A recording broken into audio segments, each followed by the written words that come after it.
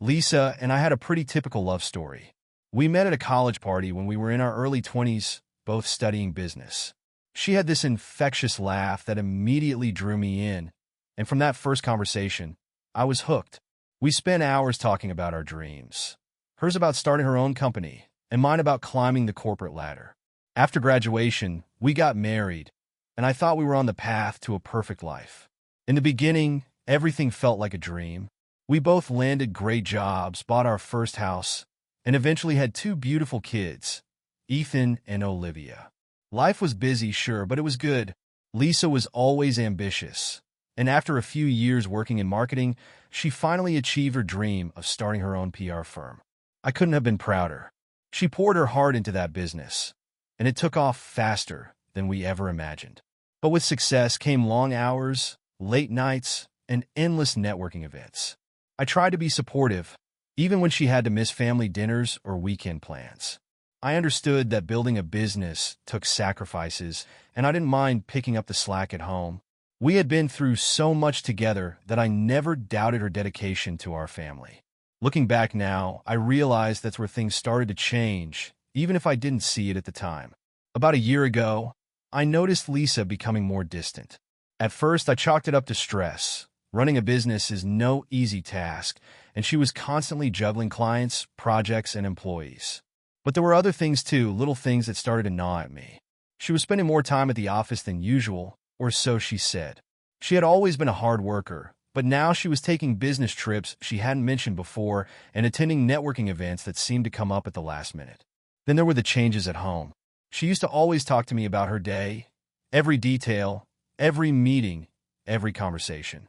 But now, when I'd ask, she'd just shrug and say, "Oh, it was fine," before quickly changing the subject.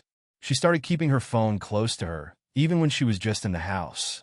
I'd catch her glancing at it during dinner, then excusing herself to answer texts or take calls in the other room. I guess I didn't want to believe that anything was wrong. We had been married for 2 decades. We'd been through ups and downs before. Every marriage has rough patches, right? But this felt different. There was a growing distance between us, and I couldn't quite figure out why. One night a few months ago, I came home from work and Lisa wasn't there. Normally, she'd leave me a note or shoot me a text if she had to work late, but there was nothing. I called her, and she answered after a few rings, sounding rushed. "I'm still at the office," she said. "I'll be home late. Don't wait up." It didn't sit right with me, but I let it go. She got home around midnight, smelling like perfume that wasn't hers, but when I asked her about it, she said she had been out with some clients after work. I didn't press her. What reason did I have not to trust her? But still, the seed of doubt was planted.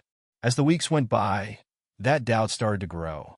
She was taking more trips, weekend conferences, late-night meetings, and I started to feel like I barely knew her schedule anymore. She became more secretive, always glued to her phone, sometimes even stepping outside to take calls. And then there was the way she looked at me, like I was someone she didn't quite know anymore. I tried not to think too much about it. I had work, the kids, our life to focus on, but every now and then, something would happen that would make my stomach turn with suspicion. I'd see her texting someone late at night, smiling at her phone in a way that made me feel like an outsider. I'd notice she'd buy new clothes, nicer than what she'd usually wear for work, and tell me she was just treating herself. I'd hear her laugh on the phone in a way she hadn't laughed with me in months. I remember the exact moment when the suspicion started to overwhelm me. We were at home, sitting on the couch after the kids had gone to bed. She was scrolling through her phone, her face lit up by the screen. I leaned over, just to glance at what she was doing, and she quickly tilted the phone away from me, locking it and setting it face down on the coffee table. I didn't say anything at the time, but that night, I barely slept. My mind kept replaying all the little moments that I had ignored. The late nights, the sudden work trips, the secretive texts. For the first time in our marriage, I wondered if Lisa was hiding something from me. I didn't want to believe it. We had built a life together, a family. I told myself it was just a rough patch, that she was stressed from work and I was overthinking things. But deep down, I knew something had changed. I just didn't know what or how bad it was.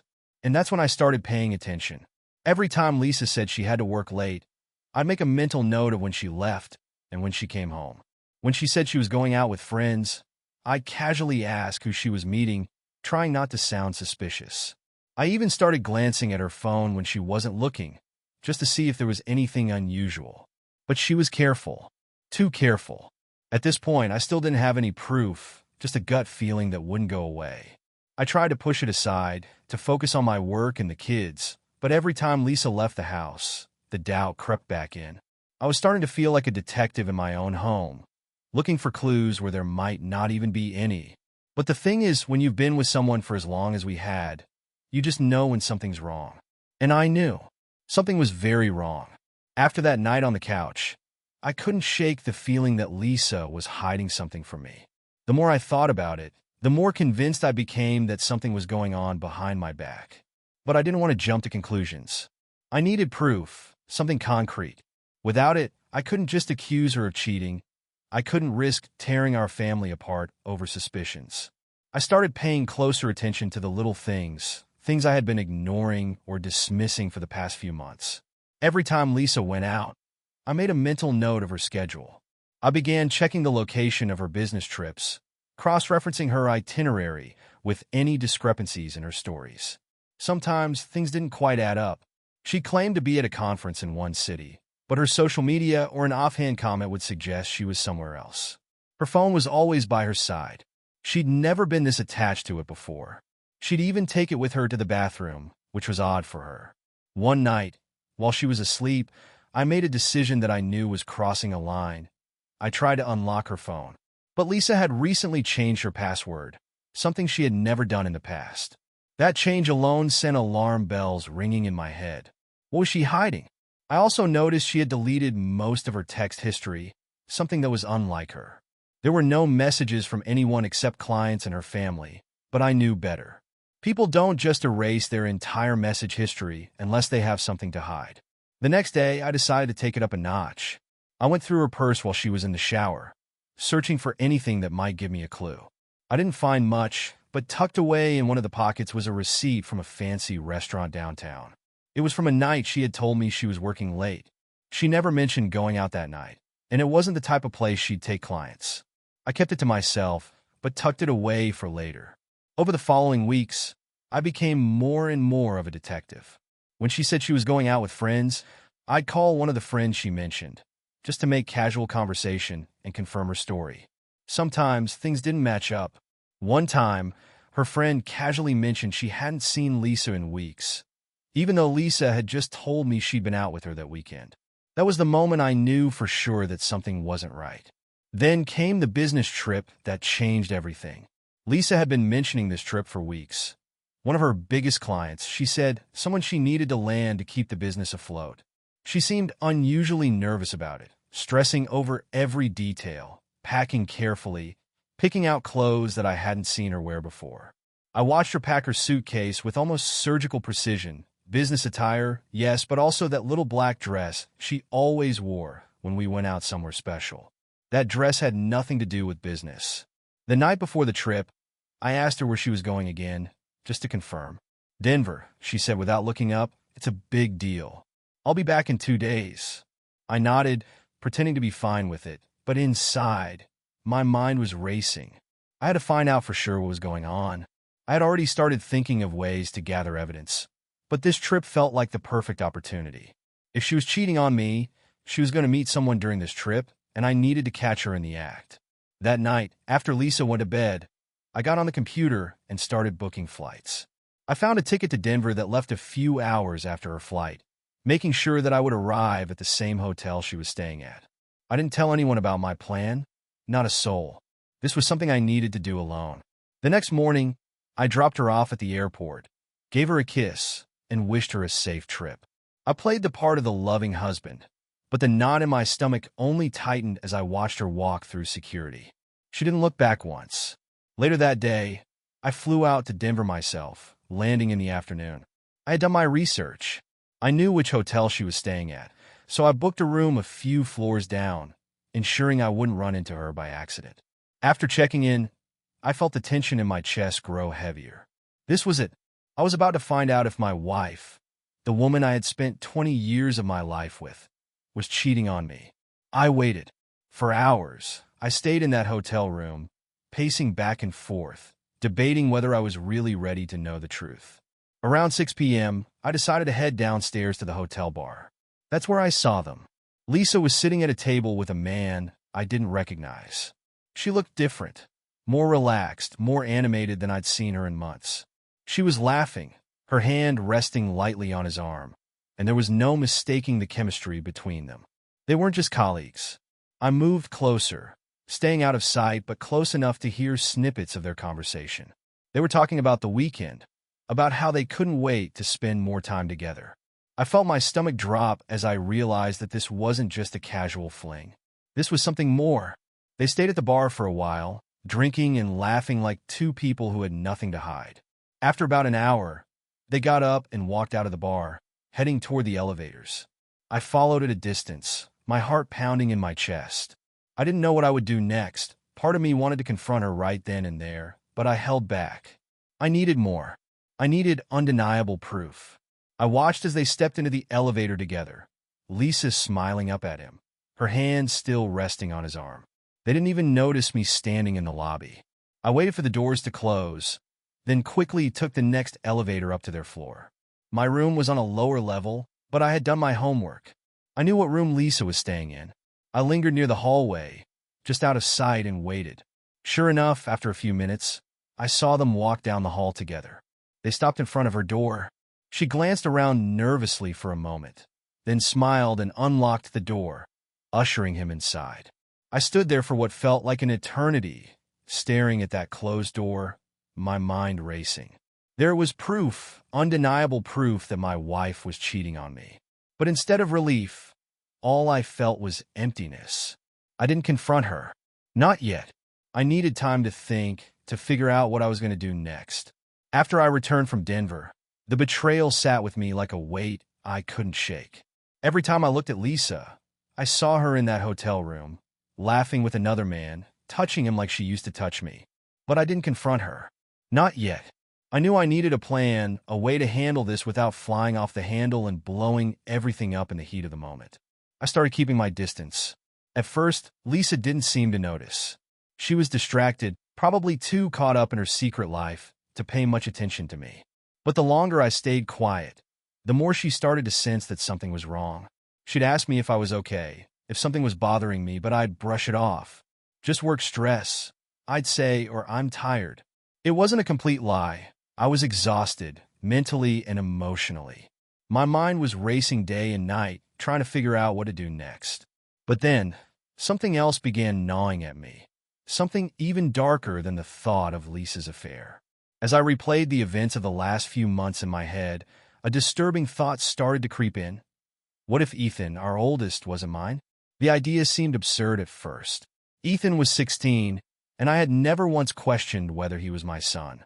He looked like me, acted like me in a lot of ways. But now, with everything going on, I couldn't help but wonder. Lisa's affair hadn't just started. It had been going on for months, maybe longer. And suddenly, I found myself questioning everything, including whether she had been faithful during our entire marriage. I didn't want to believe it, but once the seed of doubt was planted, it grew fast. I started noticing little things about Ethan that didn't quite match. He was taller than me, leaner, with a different complexion.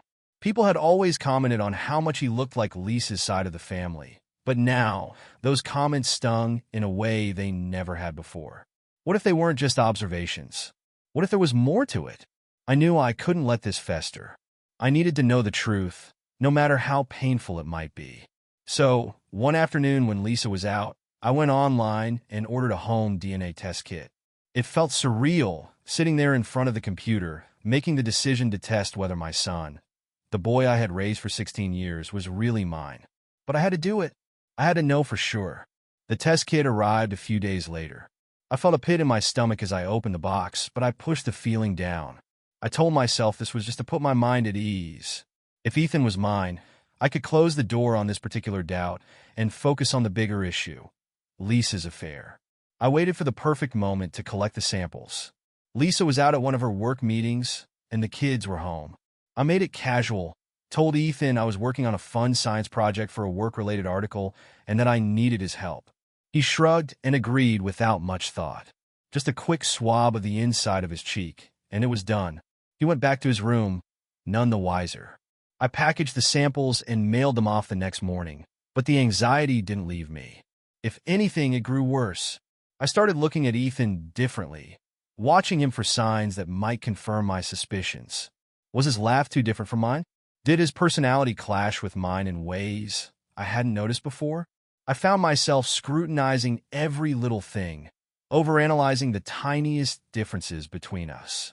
The waiting period for the results was agony. Every time I saw Lisa, I had to fight to keep from blurting out what I had done. She didn't suspect anything. If anything, she seemed oblivious to the growing distance between us. She was more preoccupied with her phone, still texting late into the night and disappearing on more business trips that I knew weren't business-related. A week passed, then another. By the time the results were due, I had almost convinced myself that I was being paranoid. Of course, Ethan was my son. How could he not be? But deep down, that seed of doubt was still there, growing roots. Then the email arrived. I remember sitting at my desk, staring at the notification on my phone. My heart pounded in my chest as I clicked the link, opening the results. The numbers and percentages on the screen blurred in front of my eyes for a moment, and I had to read them 3 times before they made sense. The test confirmed it. Ethan wasn't mine. The air left my lungs like I'd been punched in the gut. For a few moments, I just sat there, staring at the screen in disbelief. It didn't feel real. How could this be happening? Ethan, the boy I had raised, loved, and watched grow into a young man, wasn't my biological son. A wave of emotions hit me all at once. Anger, betrayal, sadness, and a deep, aching sense of loss. I had loved that boy from the moment he was born. How could Lisa have kept this from me? Did she even know? Or had she lied to me all these years, pretending everything was normal when she had known the truth all along? I didn't know what to do. My first instinct was to confront her, to throw the DNA results in her face and demand answers. But I didn't. Not yet. I needed time to process this, to figure out my next move. This was bigger than just the affair. This was about my entire life. Everything I had believed to be true was now a lie. I started piecing things together. If Ethan wasn't mine, then how long had Lisa been lying to me? Had she been unfaithful from the very beginning? Was her affair with this new guy just the latest in a string of betrayals? And if so, how many other secrets was she hiding? I didn't have all the answers yet, but one thing was clear. My marriage wasn't just falling apart because of an affair. It had been built on lies from the very start. Once the shock of the DNA test results wore off, anger took its place. It wasn't just the betrayal of the affair in Denver. It was everything. 20 years of lies, of being made a fool. I had built my entire life around Lisa, trusted her completely, and now it felt like she had been mocking me all along.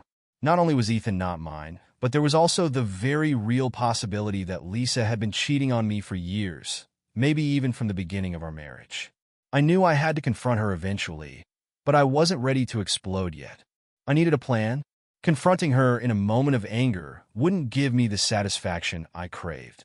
I wanted her to suffer, not just from a shouting match or a messy divorce. That would be too easy. I wanted her to feel the consequences of her betrayal in a way she would never see coming.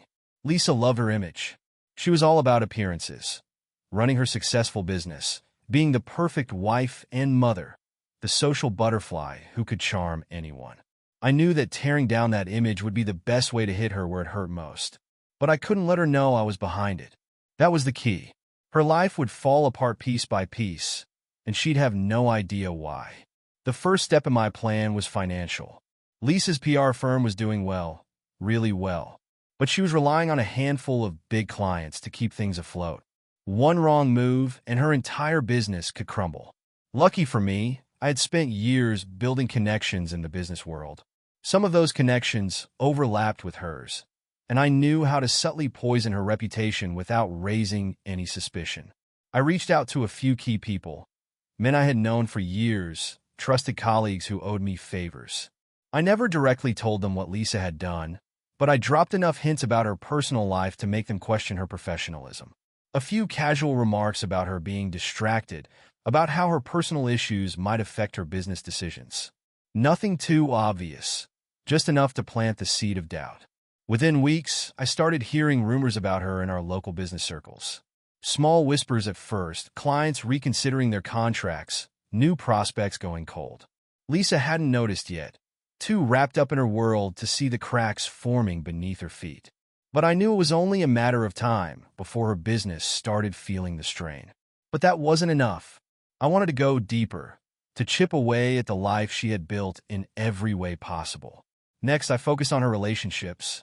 Lisa prided herself on her social connections, dinners, events, charity functions. She was the queen of networking, and her reputation in those circles was untouchable. At least it had been. I started quietly reaching out to a few of her closest friends, again playing the part of the concerned husband. "I'm worried about Lisa," I'd say. "She's been acting so distant lately. I think there might be something going on." I made sure to frame it in a way that seemed like I was just looking for advice, not trying to slander her. But people love gossip, and it didn't take long before rumors started spreading. A lot of her friends were women from our kids' school or clients from her business. And as those whispers started circulating, people began to pull away from her. Invitations to dinners and events dried up, and she started noticing. I could see the confusion on her face when she mentioned how so-and-so hadn't called her back, or when she didn't get invited to a charity gala she had attended every year. "Maybe they're just busy," I'd say, feigning sympathy. "I'm sure it's nothing." It was working. Slowly but surely, I was isolating her, cutting her off from the people who had been her biggest supporters. But it wasn't enough for me to see her reputation falter and her friendships fade. I wanted to go deeper, to make her question everything, especially her own success. The final piece of my plan involved her relationship with her parents. Lisa came from a close-knit family, and her parents adored her, especially her father. He had always been her biggest supporter, the man she turned to for advice on business and life. Over the years, he had invested a significant amount of money into her PR firm, believing in her dream. But I had been quietly collecting information on her business finances for months, especially since she had become more secretive about it. I knew that if her father found out how close her company was to financial collapse, it would devastate him. Lisa had been funneling money into risky ventures, trying to expand too quickly, and it wasn't paying off. She had hidden this from everyone, including her father. I made sure that he found out, subtly of course. I carefully placed an anonymous tip, along with a few key financial documents I had discovered in our home office. He wasn't stupid. When he saw the state of Lisa's finances, he immediately confronted her. I didn't hear the full conversation, but I saw the aftermath. Lisa came home that day, shaken, telling me her father had pulled his investment from the company. I feigned shock. "I'm sure he'll come around," I said. "Just give him time." But I knew he wouldn't. Her father was a proud man, and once trust was broken, there was no going back. Without his support, Lisa's company would struggle even more. And then there was Ethan. My mind kept going back to the fact that he wasn't mine. I loved him, but every time I looked at him, I felt the sting of betrayal all over again. Lisa didn't know that I had found out about his paternity, and I didn't plan on telling her. Not yet, anyway. Instead, I started subtly pulling away from him. I wasn't cruel, but I was distant, less involved in his school life, less interested in our usual father-son activities. Lisa noticed, of course. She asked me about it a few times, but I played it off as stress from work. Still, I could see it was bothering her. She didn't understand why the bond between Ethan and me was weakening, and that was part of the revenge. She had no idea that the cracks were forming, that her perfect family was slipping through her fingers. The beauty of my plan was that none of it could be traced back to me.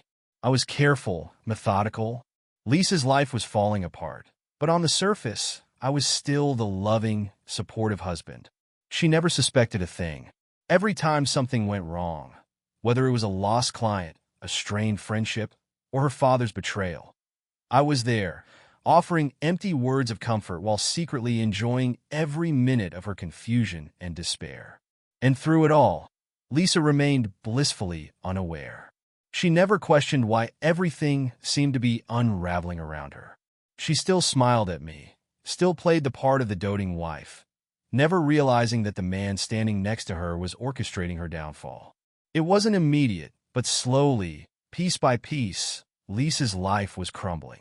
And the best part was she couldn't even see it. I watched her struggle, watched her panic as everything she had built started to slip away.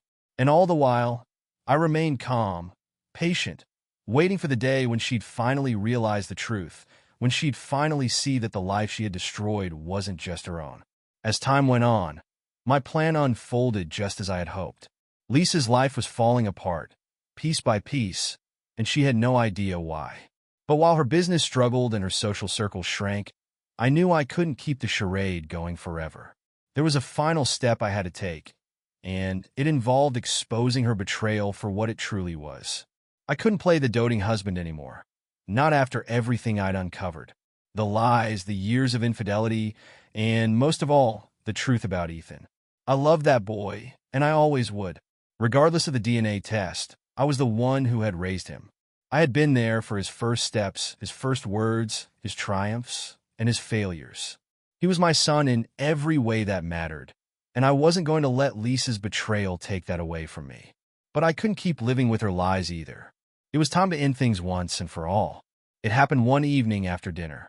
The kids had gone to bed, and Lisa was in the kitchen, scrolling through her phone like she always did.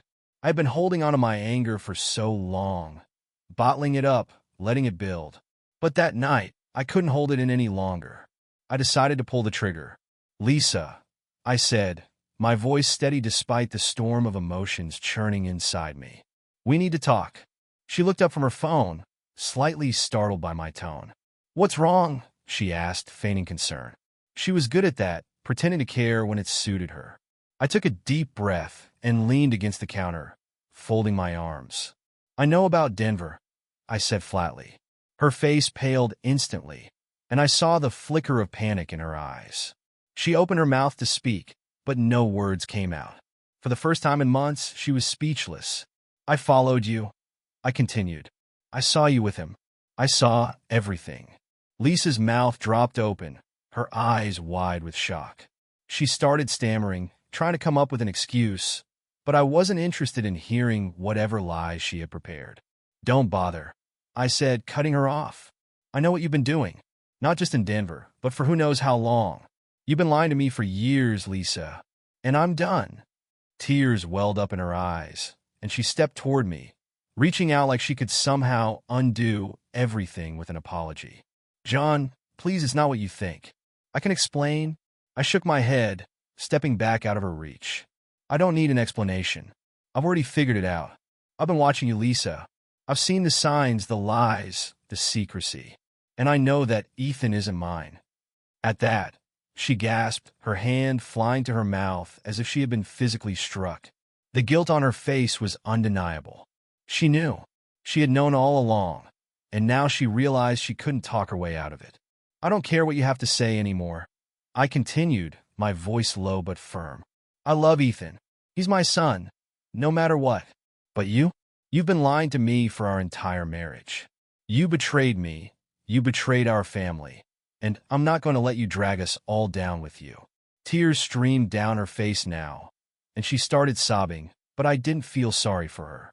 I had spent months preparing for this moment, and no amount of crying was going to change what I had to do. "I've already filed for divorce," I said coldly. "The papers will be delivered to you tomorrow." Lisa's eyes widened in shock, and she started shaking her head, her voice frantic. "No, no, John, please. We can fix this. We can work through it, I swear. I'll do anything. Just don't leave me." I stared at her, amazed at how quickly she had shifted from denial to desperation. But there was no fixing this. The damage had been done years ago, and I had finally come to terms with the fact that there was no going back. "It's too late," I said. "This marriage is over. I'll be keeping the house, and the kids will stay with me. You can have visitation, but don't think for a second that I'm letting you take them. You've already betrayed me, but I won't let you destroy them too." Lisa collapsed onto the kitchen chair, her sobs growing louder. She covered her face with her hands, her shoulders shaking as she cried. But I didn't feel pity. She had brought this on herself. She had made her choices, and now she was going to live with the consequences. I turned to leave the kitchen, but before I left, I stopped and looked back at her one last time.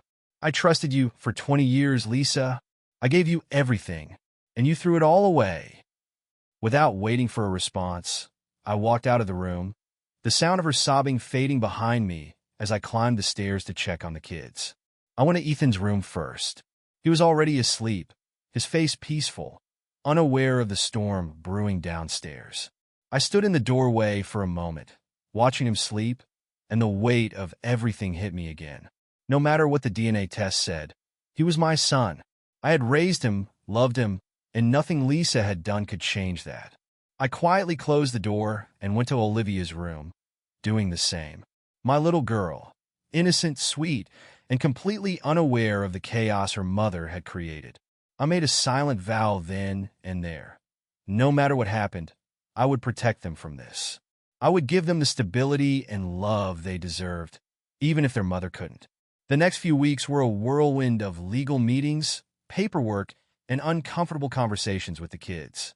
Telling them about the divorce had been the hardest part. Ethan had taken it the hardest, naturally. He was old enough to understand, but he wasn't old enough to grasp all the details. I didn't tell him about the DNA test. I didn't think he needed to know that. Not yet, maybe not ever. He didn't need to carry that burden. Instead, I sat him down and explained that his mom and I were getting a divorce because things hadn't been working for a long time.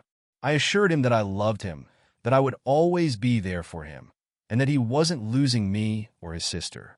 Olivia was young enough that she didn't fully grasp what was going on, but she knew enough to sense the tension. Lisa, to her credit, didn't fight me on custody. I think she knew she didn't have a leg to stand on, especially after everything that had come out. The guilt was overwhelming her, and though she tried to beg for forgiveness more than once, I held firm. I didn't yell or scream or say cruel things. I simply shut her out. I couldn't afford to let her back into my heart, not after everything she had done. In the end, the court sided with me. I kept the house, and I got full custody of Ethan and Olivia. Lisa was granted visitation, but it was clear to everyone that her hold over the family had been severed. She had lost everything: her husband, her children, and the life she had spent 20 years building. And the best part? She still had no idea about the slow, calculated destruction of her life. She thought it was just bad luck, a string of unfortunate events.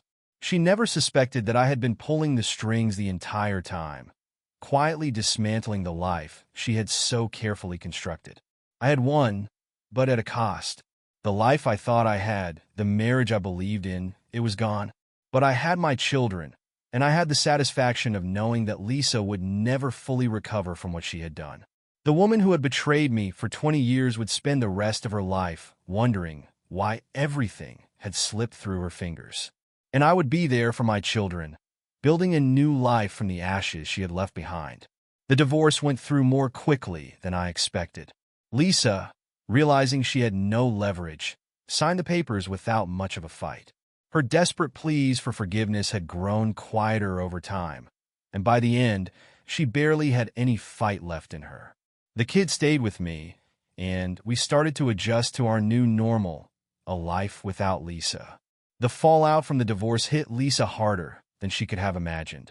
Without her father's financial backing, her PR firm struggled to stay afloat. Clients continued to pull out, some citing her personal instability as a concern. I had heard through the grapevine that Lisa's reputation in the business world had taken a major hit. People started to talk about her as unreliable, distracted, no longer the powerhouse she once was. It wasn't long before she had to downsize her company, laying off employees and selling off assets just to keep things running. Her social life crumbled too. Those friends who had been so quick to invite her to every event, every dinner party, started to disappear. The whispers about her infidelity and our divorce spread through the community like wildfire.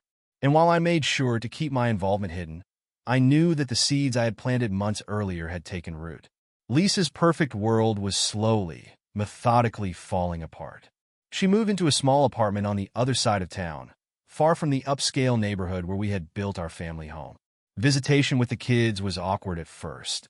Ethan, though confused by everything, tried to maintain a relationship with her, but it was strained. He had questions I couldn't answer, and I knew that someday he'd need to know the truth about his paternity. But for now, I focused on being there for him in every way I could. I was his father, DNA be damned, and that would never change. Olivia, on the other hand, was more resilient. At her age, she didn't fully understand the depth of what had happened. She missed her mom, of course, but she adjusted quickly to the new routine. I made sure to fill our home with love, stability, and routine, doing everything I could to make her feel secure. She was my little girl, and I wasn't about to let Lisa's betrayal take that from me. As for Lisa, she tried to rebuild, but the damage was done.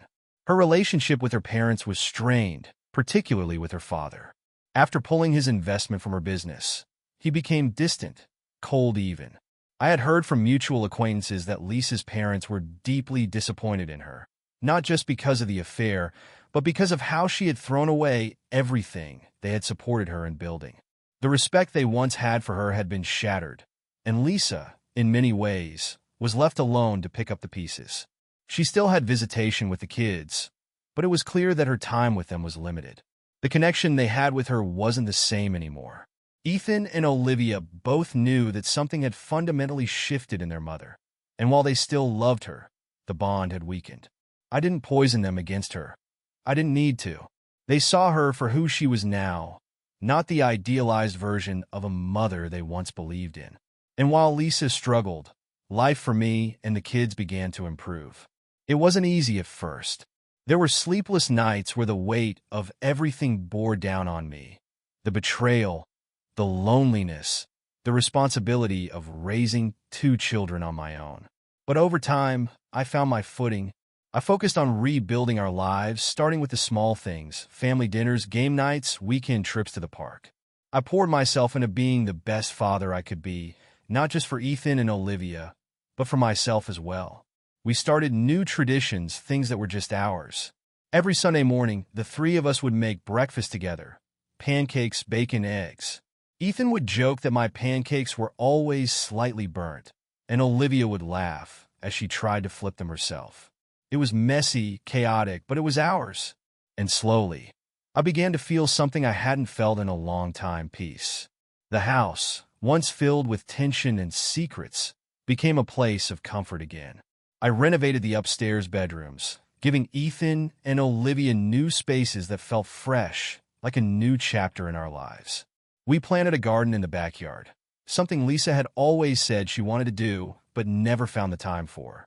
Watching the kids help me plant flowers and vegetables, I realized how much joy there was in these simple moments. Moments I had taken for granted when my life had been consumed with Lisa's lies. As for my own career, I threw myself into work, not as a distraction, but as a way to regain a sense of purpose. Without the constant stress of Lisa's deception hanging over me, I was able to focus on the things that really mattered. I took on new projects, built stronger relationships with colleagues, and even started thinking about expanding my own business ventures. Life, in many ways, felt like it was moving forward again. Of course, there were still hard days. There were moments when I'd see Ethan and wonder about his real father, about the man who had unknowingly contributed to his life. But I never let those thoughts take over. Ethan was my son. He might not have my blood, but he had my heart, and that was enough for me. He was growing into a smart, kind young man, and I was proud to call him mine. Olivia, too, blossomed in this new chapter of our lives. She had always been a bright, curious girl, but now, without the tension between her parents weighing her down, she seemed to thrive even more. She made new friends, took up new hobbies, and grew closer to Ethan and me than ever before. We were becoming a family again, even if it was a different kind of family than what I had once imagined. Lisa's presence in our lives grew smaller and smaller over time. She still saw the kids, but the visits became less frequent. She struggled to rebuild her life, but without the support of her family or her business, she was floundering. There were rumors about her trying to date again, about failed relationships, about her attempts to regain her footing in the business world. But none of it seemed to stick. She had burned too many bridges, and now she was reaping what she had sown. I didn't feel sorry for her. Maybe, in some small way, I felt a sense of pity for the woman who had destroyed her own life through selfishness and lies. But I had moved on. I had built a new life for myself and my children, one filled with love, honesty, and the promise of a better future. And then, something unexpected happened. A few years after the divorce, I met someone new. Her name was Sarah, a kind, strong woman who had been through her own struggles with betrayal in her previous marriage. We bonded over our shared experiences, but it wasn't just that. There was a connection between us, something that felt real and grounded, something I hadn't felt in a long time. Sarah wasn't just good to me. She was good to Ethan and Olivia too. She didn't try to replace Lisa in their lives, but she brought a warmth and stability that we had all been missing. Slowly, cautiously, I allowed myself to open up to her, to let her into our lives. And over time, what started as friendship blossomed into something more. Ethan and Olivia accepted Sarah with open arms. And as the years went by, our family grew stronger. We weren't perfect, no family is, but we were happy. I had found love again, not in the way I expected, but in a way that felt right. As for Lisa, she faded into the background. She still had her moments of desperation, trying to rekindle relationships with the kids or make amends for the past, but we had all moved on. She had chosen her path, and now she was living with the consequences. Life had taken a turn I never could have predicted. The betrayal, the lies, the heartache, it had all been overwhelming at times. But in the end, it had brought me to a place of peace, a place where I could be the father I needed to be for my children and the man I needed to be for myself. Ethan and Olivia grew up knowing that they were loved, that their father would always be there for them, no matter what. And as they entered adulthood, I knew that I had given them everything I could. I had weathered the storm of betrayal, and in the end, I had come out stronger. I had built a new life from the ashes of the old one, and in doing so, I had found happiness again. I had learned that sometimes the worst moments in life can lead to the best new beginnings. And that's exactly what we had, a new beginning, full of hope, love, and the promise of a brighter future.